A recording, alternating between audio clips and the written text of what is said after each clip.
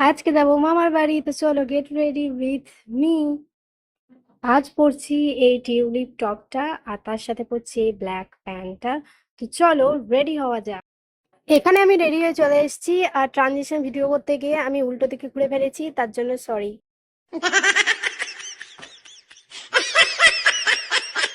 আর আজকে যেহেতু আমি ফোনিটেল করবো, তার জন্য ফোনিটেলটাও আমি করে নিয়েছি অলরেডি।